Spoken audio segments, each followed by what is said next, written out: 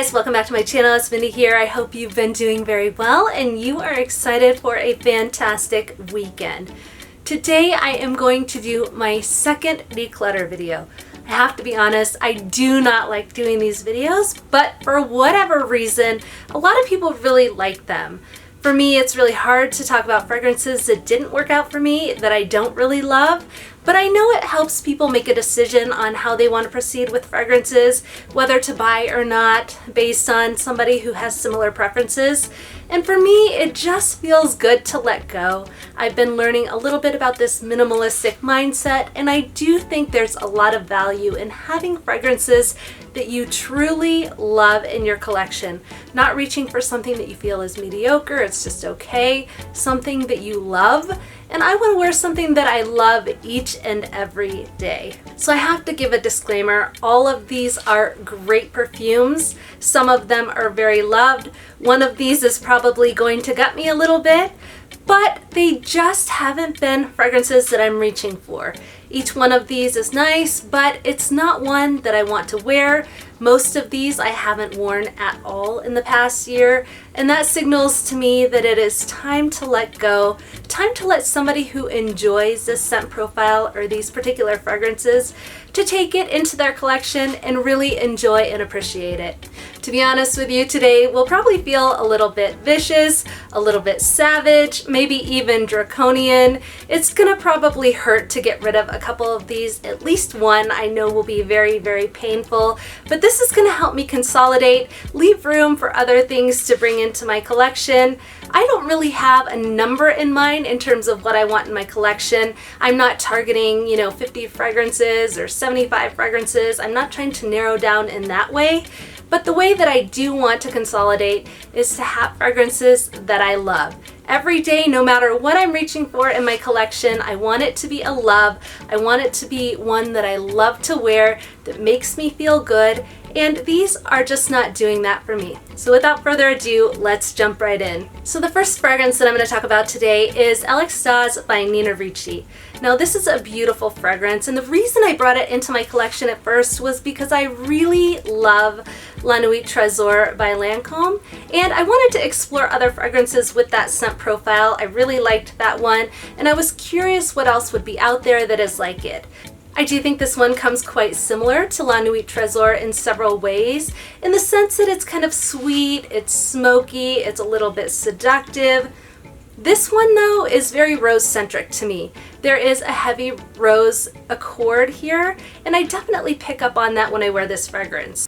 I also get a caramelic undertone here with some ambery notes and a little bit of floral and fruitiness. However, when I'm given the choice between Nina Ricci L'Extase and La Nuit Trésor, I always find myself reaching for La Nuit Trésor.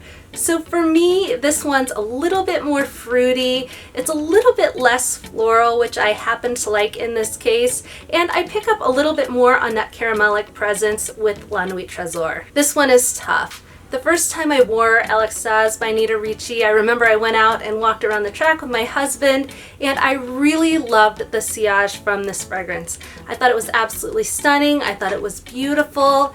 But that being said, I do have to dial it back and realize that I am not reaching for this one enough.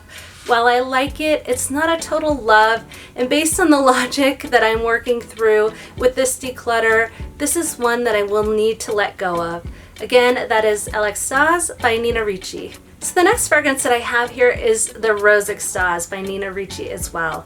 Now, both of these fragrances, the L'Extase and Nina Ricci Rose Extase, were created by Francis Kurkdjian, a very big name in the perfumery industry, and I know people adore his fragrances. However, for me, in this case, this is another one that I'm just not reaching for enough. I find the Rose Extase to be a very pretty fragrance. It's very easily wearable. This could be considered an easy reach for somebody who likes this scent profile. For me, this one has a little bit less of that smokiness that I get in the L'Extase, but this one is fruity, it's sweet, it is rose-centric as well. It has a little bit of powderiness also. For me, what I'm finding is that the floral aspect in this fragrance is a little bit rose heavy to my nose. It's just a little bit more of a focal point here than I would like it to be. And quite frankly, there are other fragrances in this type of range that I prefer to reach for. One example would be Lady Diana by the House of Alexandria Fragrances. Now this one is often compared to Delina by Parfums de Marly. It is very, very similar. In fact, I don't think many people would be able to tell the difference. It is also very much like First Kiss by the House of Be Layered. I love this fragrance. It has more of the fruitiness, the tartness. I get some of that character from the rhubarb and the lychee here. Just really prefer this composition. And these two fragrances, this one is often compared to Delina or First Kiss or Lady Diana, which is what I have here. And I prefer this scent profile over the Rose Extase. Now another thing that I find about the Rose Extase and the l'Extase fragrances by Nina Ricci is that while they are very pretty and I appreciate them, I do find them to be a little bit more on the mature side. I don't necessarily find Delina or Lady Diana to be overly playful, but they are a little bit more fun, and that fruity aspect does come together a little bit better to my nose. So again, for that reason, between these two, I'm probably always going to reach for this one. And I don't think that this one is needed in my collection any further. I find it to be redundant. It's one that I haven't reached for but one time in the past year. And as much as I hate to let it go, I do think there are people that would truly enjoy this scent profile. And so for that reason, I'm gonna let it go. Again, that is Rose Extase by Nina Ricci. So the next fragrance that I have here is probably where this video might actually go a little bit sideways, where some people will probably disagree with me quite a bit, and to be honest with you, I'm kind of questioning this decision myself. This fragrance is Alien by Mugler. This is a very popular fragrance, one that is very, very loved in the fragrance community. In fact, when I was exploring perfumes, this was one of the very first fragrances that I really wanted to get into my collection because of how much it was hyped up in the fragrance community. Alien to me is very unique. It smells unlike anything else that I have in my collection. And one of the things I pick up that I've heard people talk about in the past is the grape soda type accord. It does smell a little bit like grape soda to me, but maybe a little bit more spicy than a grape soda, maybe a little bit more ambery with a little bit more of that jasmine feel to it. This is a very nice scent, but for me, I do find it to be very bold. It can be a little bit in your face. And with this one, I'm not sure I would have bought it if it weren't a blind buy and I was really kind of exploring fragrances at the time. If I had the chance to smell this one before I bought it, I may not have added it to my collection. I have worn this many, many times, and what I find is that this fragrance wears me, I don't wear it. It is bold. The woman that I see wearing this fragrance is definitely energetic. She's vibrant, she's fun, she's great to be around. She might be the life of the party, just somebody who really has a boisterous personality and one who is okay with her fragrance standing out.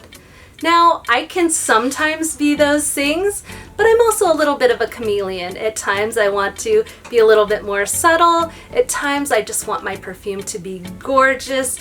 This one I just find to be a little bit too bold for me. I just don't feel like myself when I wear it. But that being said, I love to smell this on other people. I honestly hate that about this fragrance. Not that I hate the fragrance itself, but I do hate that I feel like it wears me. I want to be able to wear this one comfortably and confidently. It's just not that fragrance for me, and for that reason, I do think it is time to let this one go. This is one that I'll say, you know, my fragrance experience is a journey, it's not a destination. My likes, my tastes, my preferences are constantly evolving, and there is a possibility that this one will find its way back to my collection as my tastes continue to evolve. But for now, this is one that I will be setting free. This is Alien by Mugler. So the next one that I have here is Viva La Juicy by Juicy Couture. And you have to be living under a rock in your life not to have smelled this fragrance at one point in time. You may not be overly familiar with the scent profile, but my guess is if you've been to a bar, if you've been to a classroom, or you've been to any sort of social event, over the past several years, you probably smelled it on one level or another. Now, I bought Viva La Juicy completely by accident. I had intended to buy Gold Couture by Juicy Couture, However, this was before I knew that there was this flanker concept and that there were 10 million flankers for every single fragrance. This was a complete accident. Did not mean to bring it into my collection. That being said, I do like this fragrance. I think it's nice. It's got this sweet fruitiness. It has kind of a perfumey vibe to me, and I mean that only because there's some white florals here. There's honeysuckle, gardenia, and jasmine. And when I say perfumey, I don't mean it smells bad, but I just tend to gravitate a little bit more towards gourmand fragrances. And when I'm picking up a heavy floral aspect, my mind goes to kind of a perfumey vibe.